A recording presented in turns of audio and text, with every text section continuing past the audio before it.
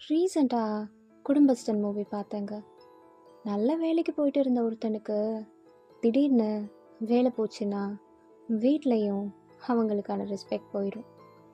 வேலை இல்லைன்னா அவங்களுக்கு எமோஷன்ஸ் இருக்கக்கூடாது அண்ட் செல்ஃப் ரெஸ்பெக்ட்னு ஒன்று இருக்கவே கூடாது.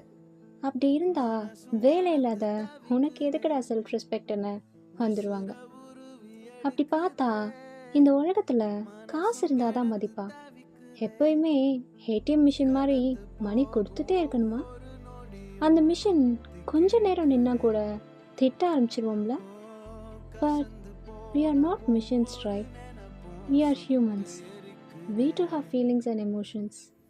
ஸோ அதையும் கொஞ்சம் வேல்யூ பண்ணலாமே. சாதாரண மிஷினே ரிப்பேர் ஆகும்போது மனுஷங்க நாம் கொஞ்சம் ரெஸ்ட் எடுத்து நெக்ஸ்ட் ஜாப் தேடுறதுல தப்பு இல்லையே.